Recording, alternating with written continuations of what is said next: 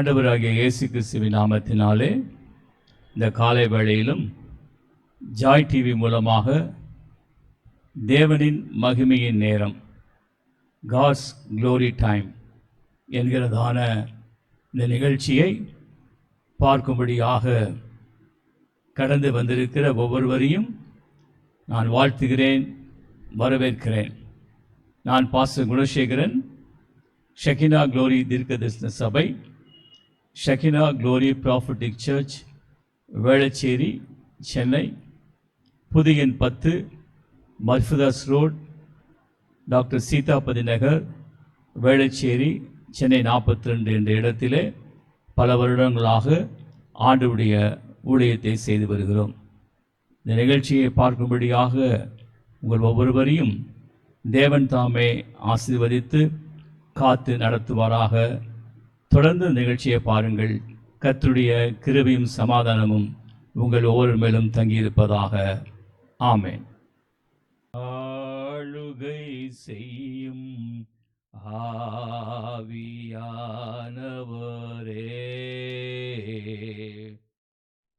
பலியாய் தந்தேன் பரிசுத்தமானவரே,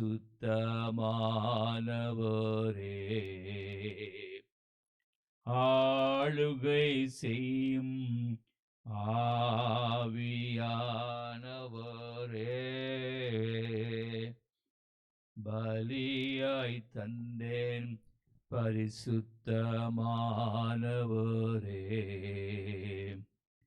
ஆவியானவரே, என் ஆற்றல் ஆனவரே, ஆவியானவரே, என் ஆற்றல் ஆனவரே. கிறிஸ்துவுக்குள் பிரியமானவர்களே, இந்த காலை வேளையிலும் ஜாய் டிவி மூலமாக தேவனின் மகிமையின் நேரம் என்கிறதான இந்த நிகழ்ச்சியை காணும்படியாக வந்திருக்கிற உங்களை ஆண்டவராக இயேசு கிறிஸ்துவின் நாமத்தினாலே வாழ்த்துகிறேன், வரவேற்கிறேன். கர்த்தருடைய கிருபையும் சமாதானமும் உங்கள் ஒவ்வொருவரையும் சூழ்ந்து கொள்வதாக.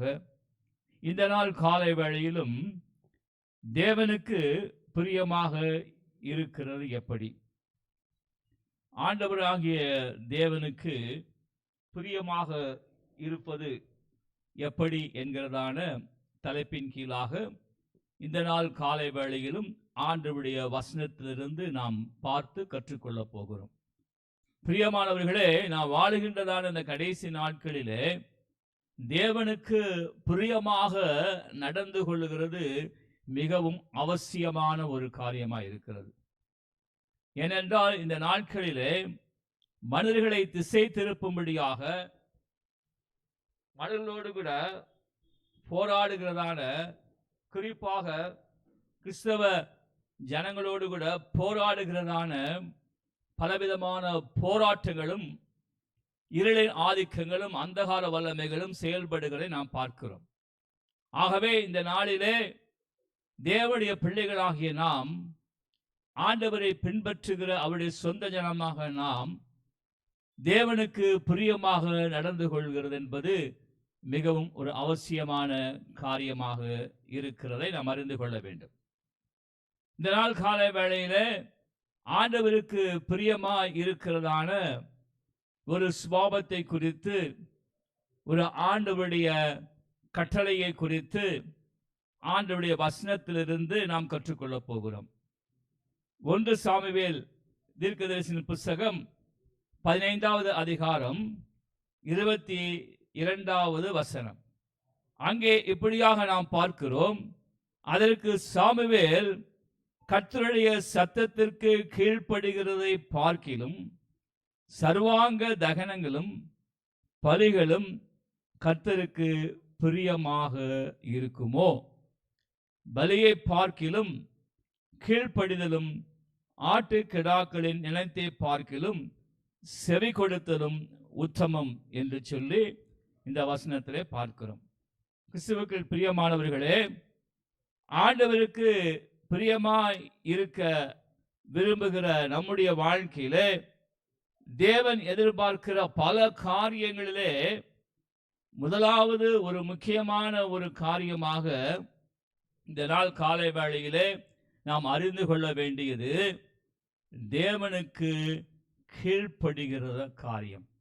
இந்த 1 சாமுவேல் தீர்க்கதரிசன புஸ்தகம் 15ஆம் அதிகாரம் 22வது வசனத்திலே அதைத்தான் பார்க்கிறோம். கீழ்ப்படுகிறதை பார்க்கிலும் சர்வாங்க தகனங்களும் பலிகளும் கர்த்தருக்கு பிரியமாக இருக்குமோ? ஆமென். அப்படியானால் தேவனுக்கு கீழ்ப்படிதல், தேவனுடைய வார்த்தைக்கு கீழ்ப்படிதல், தேவனுடைய சத்தத்திற்கு கீழ்ப்படிதல், தேவனுடைய நியமங்களுக்கும் கட்டளைகளுக்கும் கீழ்ப்படிதல் ஆண்டவருக்கு பிரியமாக இருக்கும் என்பதை இந்த நாள் காலை வேளையிலே நாம் அறிந்து கொள்ள வேண்டும்.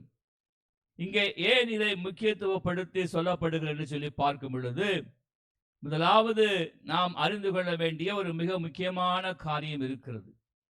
ஏன் இதை குறித்து இந்த இடத்திலே நாம் முக்கியத்துவப்படுத்தி நாம் இதை குறித்து வேத வசனத்திலிருந்து இந்த நாள் காலை வேளையிலே பார்க்கிறோம் என்பதற்கு ஒரு முகாந்தரம் உண்டு. அவருடைய காரியத்தை நாம் அறிந்து கொள்ள வேண்டுமானால் ஆதியாகமத்தின் புஸ்தகம் அங்கே நாம் பார்க்கும்படியாக எடுத்துக்கொள்ளலாம். 2வது அதிகாரம், ஆதியாகமத்தின் புஸ்தகம் 2வது அதிகாரத்திற்கு நேராக உங்கள் கவனத்தை திருப்பும்படியாக அன்பாக கேட்டுக்கொள்கிறேன். ஏன் இங்கே கீழ்ப்படுதல் மிகவும் அவசியம்? கீழ்ப்படியாமல் ஒரு மனிதன் இருக்கும் பொழுது அவனுடைய வாழ்க்கையில என்ன சம்பவிக்கிறது? இந்த கீழ்ப்படியாமையாகிய ஒரு பாவம் எப்படி இந்த பூமியிலே தோன்றியது, எப்படி அது மனு குலத்திற்குள்ளாக கடந்து வந்தது என்பதை குறித்து அறிந்து கொள்ளும்படியாக ஆதியாகமத்தின் புஸ்தகம் 2வது அதிகாரம் அங்கே 16, 17 வசனங்களை நாம் வாசிக்கலாம். அங்கே பார்க்கும் பொழுது தேவனாகிய கர்த்தர் மனுஷனை நோக்கி, நீ தோட்டத்தில் உள்ள சகல விருட்சத்தின் கனியையும் புசிக்கவே புசிக்கலாம், ஆனாலும் நன்மை தீமை அறியத்தக்க விருட்சத்தின் கனியை புசிக்க வேண்டாம். அதை நீ புசிக்கும் நாளில் சாகவே சாவாய் என்று கட்டளையிட்டார். அல்லேலூயா. சாகவே சாவாய் என்று சொல்லி அவர் சொன்னார், இல்லை என்றால் அவர் பேசினார் என்று சொல்லி அங்கே எழுதப்படவில்லை. அங்கே சொல்லப்பட்டிருக்கிற காரியம், நீ சாகவே சாவா என்று கட்டளையிட்டார் என்று சொல்லி அங்கே நாம் பார்க்கிறோம். இப்ப தேவன் முதலாவது மனிதனாகிய ஆதாமுக்கு அவர் கட்டளையிட்டு சொன்னதான காரியம் கீழ்ப்படிதலுடைய காரியம் என்பதை நாம் அறிந்து கொள்ள வேண்டும். ஆனால் அதற்கு பின்பாக தான் அங்கே அந்த அதிகாரத்திலே பார்க்கும் பொழுது ஏவாள் உருவாக்கப்படுகிறதை பார்க்கிறோம். ஆனால் 3ஆம் அதிகாரத்திலே நாம் பார்க்கும் பொழுது அங்கே என்ன நடக்கிறது என்று சொல்லி பார்க்கும் பொழுது, தேவனாகிய கர்த்தர் உண்டாக்கின சகல காட்டு ஜீவன்களை பார்க்கிலும் சர்ப்பமானது தந்திரம் உள்ளதாக இருந்தது. அது ஸ்திரியை நோக்கி, நீங்கள் தோட்டத்தில் உள்ள சகல விருட்சங்களின் கனியும் புசிக்க வேண்டாம் என்று தேவன் சொன்னது உண்டோ என்றது. ஸ்திரீ சர்ப்பத்தை பார்த்து, நாங்கள் தோட்டத்தில் உள்ள விருட்சங்களின் கனிகளை புசிக்கலாம், ஆனாலும் தோட்டத்தின் நடுவிலே இருக்கிற விருட்சத்தின் கனியை குறித்து தேவன் நீங்கள் சாகாதபடிக்கு அதை புசிக்கவும் அதை தொடவும் வேண்டாம் என்று சொன்னார் என்றால் சொல்லி பார்க்கிறோம். கிறிஸ்துவுக்குள் பிரியமான தேவஜனமே, அங்கே முதலாவது மனிதனாகிய ஆதாமுக்கு தேவனாகிய கர்த்தர் கட்டளையிட்டு இந்த காரியத்தை குறித்து சொல்லுகிறார். அதற்கு பின்பாக தான் ஏவாள் படைக்கப்படுகிறார்.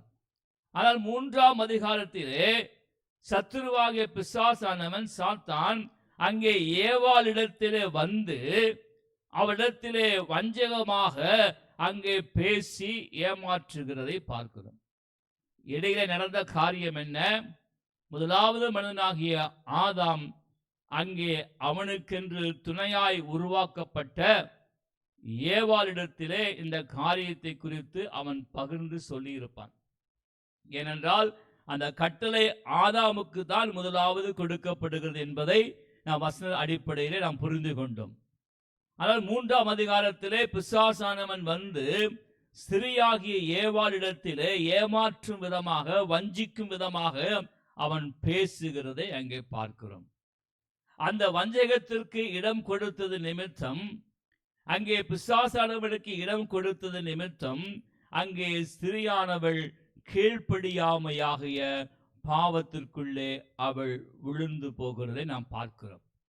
அங்கே 6வது வசனத்திலே 3ஆம் அதிகாரம், அப்பொழுது ஸ்திரீயானவள் அந்த விருட்சம் புசிப்புக்கு நல்லதும் பார்வைக்கு இன்பமும் புத்தியை தெளிவிக்கிறதற்கு இச்சிக்கப்படத்தக்க விருட்சமாக இருக்கிறது என்று கண்டு அதன் கனியை பறித்து புசித்து தன் புருஷனுக்கும் கொடுத்தாள், அவனும் புசித்தான்.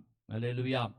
கிறிஸ்துவுக்குள் பிரியமான தேவஜனமே, நாம் ஆண்டவருக்கு பிரியமாய் இருக்கிற காரியத்திலே நம்முடைய வாழ்க்கையிலே காணப்பட வேண்டிய சுபாவம் கீழ்ப்படிதல் என்று சொல்லி நாம் பார்த்தோம். முதலாவது அந்த கீழ்ப்படியாமை எங்கே இருந்து ஆரம்பமாயிற்று என்று சொல்லி நாம் பார்க்கும் பொழுது, ஆதியாகம புஸ்தகத்திலிருந்து நாம் இப்பொழுது வாசித்த வசனங்கள் மூலமாக அங்கே ஏதேன் தோட்டத்திலே முதலாவது மனிதனாகிய ஆதாம், அவனுக்கு துணையாய் உருவாக்கப்பட்ட ஏவாள், 2 பேரும் அங்கே தேவனுடைய வார்த்தைக்கு கீழ்ப்படியாமல் அவர்கள் செயல்பட்டது நிமித்தம் பாவம் உலகத்திற்குள்ளாக கடந்து வருகிறது. அந்த கீழ்ப்படியாமையாகிய சுபாவம், அந்த கீழ்ப்படியாமையாகிய சுபாவம் முதலாவது மனிதனிடத்திலிருந்து மனு குலத்திற்கு கடந்து வருகிறது என்பதை நாம் அறிந்து கொள்ள வேண்டும். ஆகவே இந்த காலை வேளையிலே சத்தத்தை கேட்டுக்கொண்டிருக்கிற தேவஜனமே, அப்படியானால் இந்த முதலாவது மனிதனிடத்திலே கடந்து வந்த சுபாவம் இந்த நாள் வரைக்கும் மனு குலத்திலே இருக்கக்கூடிய ஜனங்களுக்குள்ளாக அந்த சுபாவம் இருக்கிறதை நம்மாலே பார்க்க முடியும். இந்த நாட்களை நாம் கடைசி நாட்களை பார்க்கும் பொழுது, குடும்பத்தில் இருக்கிற பிள்ளைகள் பெற்றோர்களுக்கு சரியாக கீழ்ப்படுகிறது கிடையாது. இப்படி பல உதாரணங்களை சொல்லலாம். ஆகவே இந்த சுபாவம் முதலாவது மனிதனிடத்திலிருந்து முழு மனு குலத்திற்கும் வந்திருக்கிறதை நாம் அறிந்து கொள்ள வேண்டும். ஆகவேதான் கீழ்ப்படிதல் ஆண்டவருக்கு மிகவும் பிரியமான காரியம் என்று சொல்லி 1 சாமுவேல் 15ஆம் அதிகாரம் அங்கே 22வது வசனத்திலே நாம் பார்த்தோம்.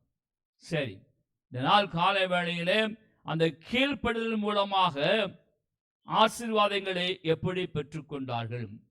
கீழ்ப்படிதல் மூலமாக தேவனுக்கு பிரியமாக நடந்து தேவன் தந்த ஆசீர்வாதங்களை எப்படி பெற்றுக்கொண்டார்கள் என்று சொல்லி சுருக்கமாக சில சம்பவங்களை பார்த்து நாம் ஜெபித்து இந்த நாள் செய்தியை நாம் நிறைவு செய்ய போகிறோம்.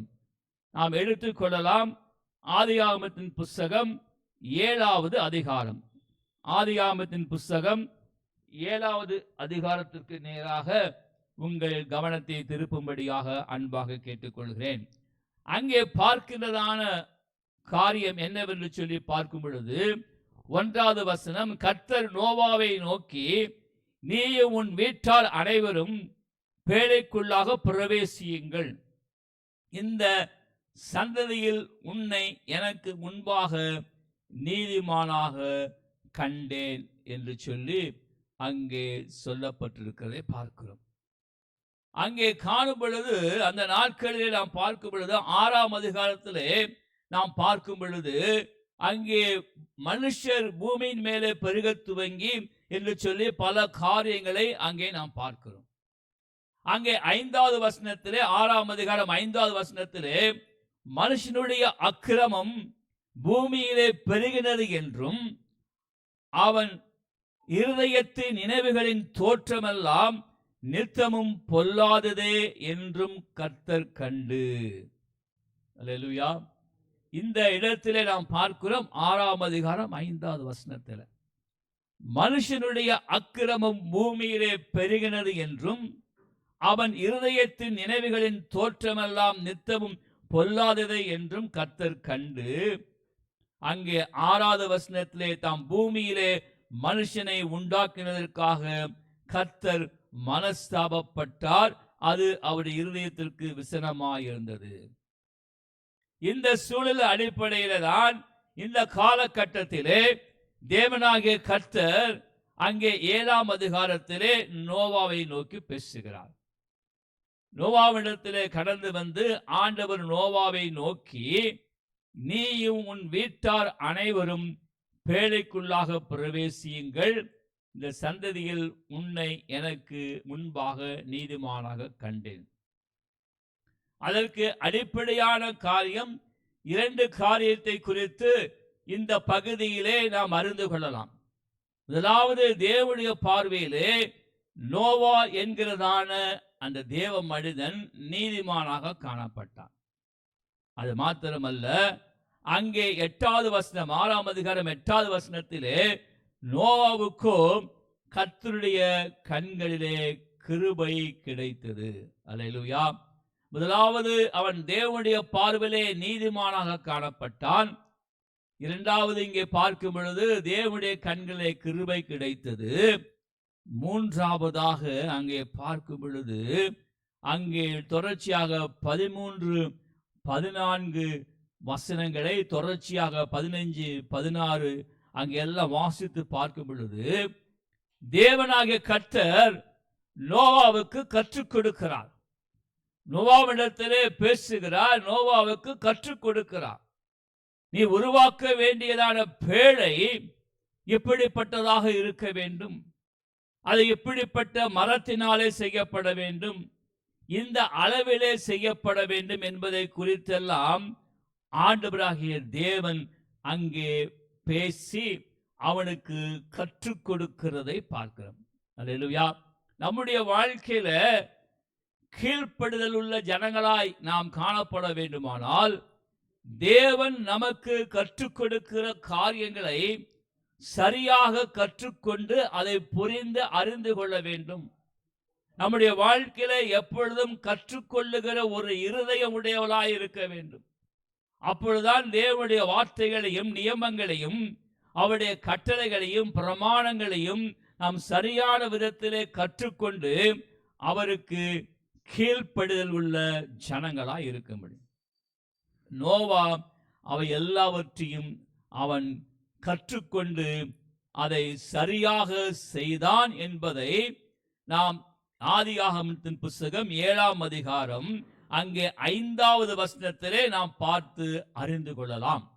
5ஆம் வசனம் என்ன சொல்லுகிறது? நோவா தனக்கு கர்த்தர் கட்டளை இட்டபடியெல்லாம் செய்தான். அல்லேலூயா. முதலாவது மனிதனாகிய ஆதாமுக்கு ஆண்டவர் கட்டளையிடுகிறார்.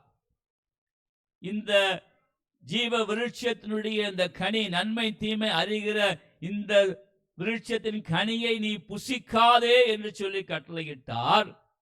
அவன் கட்டளைக்கு கீழ்ப்படியாமல் போனபடியினாலே பாவம் பூமியிலே முழு மனுக்குலத்திற்கும் உள்ளாக கடந்து வந்தது. இங்கே பார்க்கிறோம், நோவாவுக்கு தேவன் கட்டளையிடுகிறார். இப்படிப்பட்ட விதத்திலே இப்படிப்பட்ட வண்ணமாக இவை எல்லாவற்றையும் செய்ய வேண்டும் என்று சொல்லி கட்டளையிடுகிறார். நோவா என்ன செய்கிறார்? நோவா தனக்கு கர்த்தர் கட்டளையிட்டபடியெல்லாம் செய்தான். அல்லேலூயா. நம்முடைய வாழ்க்கையிலே தேவனுடைய கட்டளைகளை நாம் நியமங்களையும் வார்த்தைகளையும் சரியாக செய்கிறவர்களா இருக்க வேண்டும். அதன்படி முழுக்க முழுக்க 100% நாம் செய்து நிறைவேற்றுவதற்கு நம்முடைய வாழ்க்கையை ஒப்பு கொடுத்து நாம் செயல்படுகிற மனிதர்களாக நாம் காணப்பட வேண்டும் என்று சொல்லி கர்த்தருடைய ஆவியானவர் இந்த காலை வேளையில உங்களோடு கூட பேசிக் கொண்டிருக்கிறார். இப்ப நோவாவுடைய அந்த கீழ்ப்படுதல் தேவனுக்கு பிரியமாய் இருந்தபடினாலே ஆண்டவர் அந்த முழு குடும்பத்தையும் காப்பாற்றுகிறதை நாம் பார்க்க முடியும். அங்கே ஆண்டவர் சொன்ன பிரகாரமாகவே அங்கே ஜலப்பிரளயம் வந்தது, அங்கே அதிகமான மழை பெய்தது என்று சொல்லி நாம் அந்த அதிகாரத்திலே 7ஆம் அதிகாரத்திலே தொடர்ச்சியாக நாம் பார்க்கிறோம். அப்படிப்பட்ட சூழ்நிலையிலே தேவனாகிய கர்த்தர் அங்கே என்ன செய்கிறார்? 16வது வசனத்திலே தேவன் அவனுக்கு கட்டளையிட்டபடியே ஆணும் பெண்ணுமாக சகலவித மாமிச ஜந்துக்களும் உள்ளே பிரவேசித்தன. அப்பொழுது கர்த்தர் அவனை உள்ளே விட்டு கதவை அடைத்தார். அல்லேலூயா. கர்த்தர் அவனை உள்ளே விட்டு கதவை அடைத்தார். நோவாவையும் அவனுடைய குடும்பத்தில் இருக்கிற ஒவ்வொருவரையும் அந்த ஜல பிரளயத்திலிருந்து காப்பாற்றும்படியாக தேவனாகிய கர்த்தரே கடந்து வந்து செயல்படுகிறார். அல்லேலூயா. அந்த ரகசியம் என்ன? நோவாவுடைய கீழ்ப்படிதல். முதலாவது அவன் நீதிமானாய் காணப்பட்டான். இரண்டாவது தேவனுடைய கண்களிலே கிருபை கிடைத்தது. மூன்றாவதாக அவன் தேவன் கட்டளையிட்டபடியெல்லாம் செய்தபடியினாலே தேவனாகிய கர்த்தரே கடந்து வந்து அந்த முழு குடும்பத்தையும் காப்பாற்றும்படியாக அவர்களை அந்த பேழைக்குள்ளாய் வைத்து கதவை அடைத்து காப்பாற்றுகிறார். கிறிஸ்துவுக்குள் பிரியமான தேவஜனமே, இந்த காலை வேளையிலே தேவனுடைய செய்தியை கேட்டுக்கொண்டிருக்கிற உன்னுடைய வாழ்க்கையிலே நீயும் உன் குடும்பமும் உன் குடும்பத்தில் உள்ள அனைவரும் காப்பாற்றப்பட வேண்டுமானால், ஏனென்றால் இந்த நாட்கள் கடைசி நாட்கள். கடைசி நாட்களே பூமியில் இருக்கிற குடிகள் எல்லார் மேலும் சடுதியிலே நாசமோசங்கள் கடந்து வரும். எது எப்படி நடக்கிறது, எப்படி நடக்கும் என்று சொல்லி ஒருவருக்குமே தெரியாது, ஒருவருமே புரிந்து கொள்ள முடியாது. அப்படிப்பட்ட நாட்களிலே நீ தேவனாலே தப்புவிக்கப்பட வேண்டுமானால், நீ ஆண்டவருக்கு பிரியமாக அவர் உனக்கு சொல்லுகிற கட்டளை, உனக்கு சொல்லுகிற வார்த்தை, உனக்கு சொல்லுகிற நியமங்கள், உனக்கு சொன்னபடியெல்லாம் நீ செய்வாயானால், நீ கீழ்ப்படிதல் உள்ள ஜனமாய் இருப்பாயானால், நீயும் உன் முழு குடும்பத்தாரும் இந்த கடைசி நாட்களிலே வெளிப்பட போகிற பயங்கரங்களுக்கு, கடைசி நாட்களிலே பூமியின் மேலே கடந்து வருகிற சடுதியான நாச மோசங்களுக்கு தேவனே உங்களை விலக்கி காப்பாற்றுவார் என்று சொல்லி கர்த்தருடைய ஆவியானவர் உனக்கு சொல்லுகிறார். ஆமென்.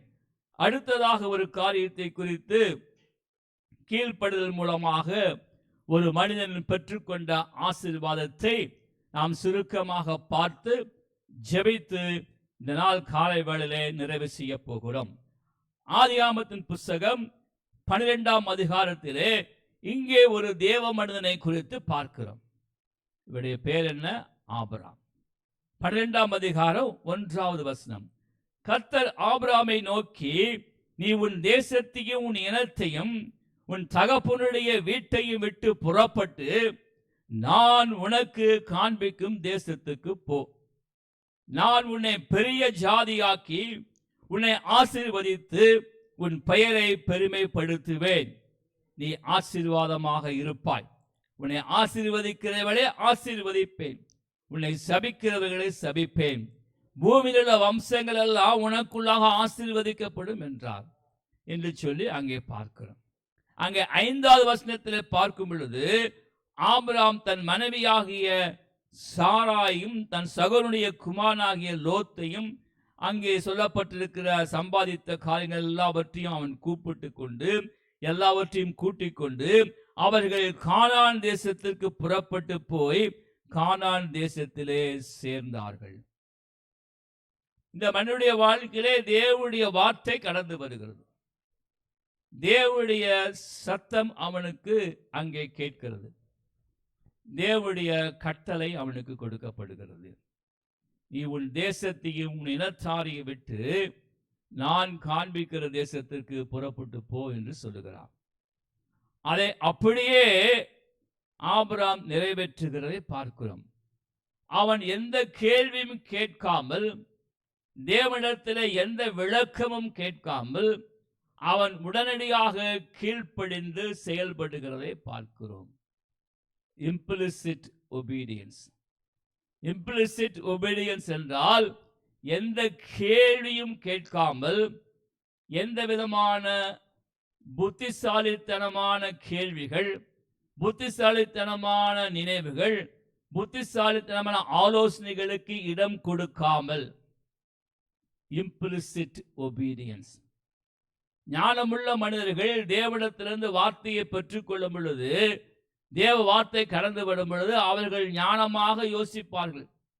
இதை ஏன் செய்ய வேண்டும், எதற்காக செய்ய வேண்டும், ஏன் இப்படி செய்தால் என்ன, அப்படி செய்தால் என்று சொல்லி அவருடைய சொந்த சுயமான ஞானத்தின் மூலமாக யோசிப்பார்கள்.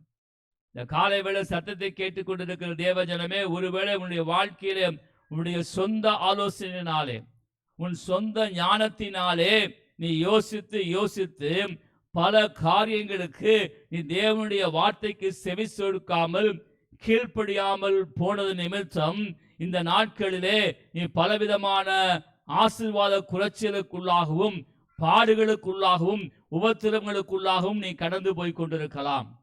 இந்த காலை வேளையிலே கர்த்தருடைய ஆவியானவர் உனக்கு சொல்லுகிறார், உன்னுடைய சொந்த ஞானத்தை, உன்னுடைய சுய புத்தியை, உன்னுடைய சொந்த ஆலோசனையை நீ சார்ந்து கொள்ளாதே. தேவனுடைய வார்த்தையும் கட்டளையும் உனக்கு கொடுக்கும் பொழுது அதை நீ யோசிக்காமல் நீ உடனடியாக கீழ்ப்படுகிறதான் implicit obedience. எந்த விதமான காரியத்தை குறித்தும் ஆபிரகாமுக்கு சொல்லப்படவில்லை. இது எப்படி இருக்கும், அந்த தேசம் எப்படி இருக்கும் என்று சொல்லி ஒன்றும் சொல்லப்படாத அந்த சூழ்நிலையிலும் அவன் உடனடியாக கீழ்ப்படிந்து தேவனுடைய வார்த்தையும் கட்டளையும் அவன் நிறைவேற்றினபடியினாலே அவனுக்கு என்ன நடக்கிறது, அவன் தேவனுக்கு பிரியமாயிருந்து அவன் காரியங்களை செய்தபடியினாலே அவனுடைய வாழ்க்கையில பெரிய காரியம் நடக்குது.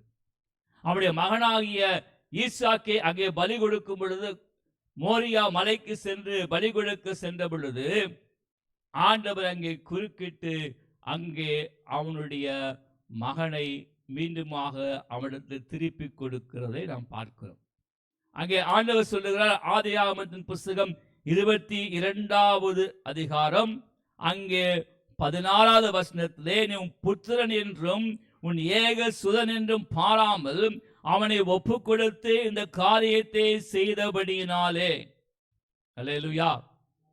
Direct and implicit obedience. ஆண்டவர் சொன்னதை அப்படியே கேட்டு அவன் மோரியா மலையில் சென்று பலி கொடுக்கும் பொழுது ஆண்டவர் அந்த மகனை காப்பாற்றி கொடுத்து, அங்கே நான் உன்னை ஆசீர்வதிக்கவே ஆசீர்வதித்து உன் சந்ததியை வானத்து நட்சத்திரங்களைப் போலவும் கடற்கரை மணலைப் போலவும் பெருகவே பெருகப்படுவன் என்று சொல்லி அங்கே ஆண்டவர் ஆசீர்வதிக்கிறதை பார்க்கிறோம். ஆகவே இந்த நாள் காலை வேளையிலே சத்தத்தை கேட்டுக்கொண்டிருக்கிற தேவ ஜனமே, கர்த்தருக்கு பிரியமாய் இருக்கிறதனுடைய காரியத்தினுடைய மிக முக்கியமான சுபாவம் கீழ்ப்படிதல் என்று சொல்லி நாம் வேத வசனங்கள் மூலமாய் கற்றுக்கொண்டோம், அறிந்து கொண்டோம். நம்முடைய வாழ்க்கையிலே கடைபிடிக்கும்படியாக கண்களை மூடி இந்த நிகழ்ச்சியை பார்த்து கொண்டிருக்க ஒவ்வொருவரும் ஒப்புக் கொடுக்கும்படியாக கிறிஸ்துவின் அன்பினாலே உங்களை கேட்டுக்கொள்கிறேன். கண்களை மூடி ஜெபிக்கலாம். சிக்கிரி பஹாந்துரு சிக்கிரி ரஹோ ஜெலாப்பரா ஹதுரு போதி ஹந்தரோ சங்கர துனி ஹந்தரா பெலே சிக்கிரி ரபோரி அங்கர துனி ஹந்தர துனி ஹந்தர ரகுதி நாந்த ரிகத நந்த ரகதா ಶಬಲ ರಗದ ರಿಗದ ರಿಗದ ನಿಗದ ನಗದ ನಗದ ನಗದ ನಗದ ಗಣಗದ. சத்தத்தை கேட்டுக்கொண்டிருக்கிற ஒரு சிலர் காலை வேளையில கேட்ட சத்தியத்தின் பிரகாரம் நீங்கள் உங்களுடைய வாழ்க்கையில கீழ்ப்படிதல் ஆகிய இந்த சுபாவத்திற்கு ஒப்பு கொடுத்து அவர் சத்தத்துக்கு கீழ்ப்படிந்து நீங்கள் உங்கள் வாழ்க்கையை சரி செய்து கொள்ளும் பொழுது நீங்கள் மிகுந்த பிரயாசப்பட்டு முயற்சி செய்யாமலே ஆண்டவர் உங்களுக்கு நீங்கள் எதிர்பார்க்கிற நன்மையும் ஆசீர்வாதத்தையும் ஆண்டவர் உங்களுக்கு தந்தருள்வார் என்பது அதிக நிச்சயம் என்று சொல்லி கர்த்தருடைய ஆவியானவர் சொல்லுகிறார். தகப்பனே, இந்த வசனத்தை கேட்டதான, இந்த வார்த்தையை கேட்டதான ஒவ்வொரு ஜனங்களை ஆசீர்வதியும், நன்மையினாலும் கிருபையினாலும் முடிசூட்டும் ஆண்டவரே. தகப்பனே, கீழ்ப்படிதலுடைய ஆசீர்வாதம் அவருடைய வாழ்க்கையில உண்டாகும்படியாக ஜெபிக்கிறேன் ஆண்டவரே. இயேசு கிறிஸ்துவின் ஜீவனுள்ள நாமத்தினாலே உமக்கு பிரியமான வாழ்க்கையை வாழும்படியாக ஒவ்வொருவருக்கும் உதவி செய்யும், அனுக்கிரகம் செய்யும், ஆசீர்வதியும். இயேசு கிறிஸ்துவின் ஜீவனுள்ள நாமத்தினாலே வேண்டுகிறோம் நல்ல தகப்பனே. ஆமேன், ஆமேன், ஆமேன். God bless you. Thank you. கிறிஸ்துவுக்குள் பிரியமானவர்களே, இம்மட்டுமாக ஜாய் டிவி மூலமாக தேவனின் மகிமையின் நேரம், காட்ஸ் க்ளோரி டைம் இந்த நிகழ்ச்சியை பார்த்து நீங்கள் கர்த்தருக்குள்ளாக பலப்படுத்தப்பட்டு திடப்படுத்தப்பட்டு நீங்கள் ஆசீர்வதிக்கப்பட்டிருப்பீர்கள் என்று சொல்லி ஆண்டவருக்குள்ளாக நான் நம்புகிறேன். நாங்கள் ஷெகினா க்ளோரி தீர்க்கதரிசன சபை, ஷெகினா க்ளோரி ப்ராஃபட்டிக் சர்ச், புதிய எண் 10, மர்ஃபிதாஸ் ரோட், டாக்டர் சீதாபதி நகர், வேளச்சேரி, சென்னை 42 என்ற இடத்திலே நாங்கள் பல வருடங்களாக ஆண்டவருடைய ஊழியத்தை செய்து வருகிறோம். எங்களுடைய சபையினுடைய ஆராதனை ஒழுங்குகள் ஞாயிற்றுக்கிழமை தமிழ் ஆராதனை 9:30 மணிக்கும், ஆங்கில ஆராதனை 12:30 மணிக்கும், ஒவ்வொரு மாதமும் 2வது மற்றும் 4வது சனிக்கிழமை அன்று காலை 11 மணி அளவில் சுகமளிக்கும் விடுதலையின் ஆசீர்வாத கூட்டம் நடைபெற்று வருகிறது. நீங்களும் வந்து கலந்து கொண்டு ஆண்டவர் தருகிற ஆசீர்வாதங்களையும் சுகத்தையும் விடுதலையும் பெற்றுக்கொண்டு நீங்கள் தேவனுடைய நாமத்தை மகிமைப்படுத்தும்படியாக உங்களை நாங்கள் அன்போடு கூட வரவேற்கிறோம், அழைக்கின்றோம். ஆமென்.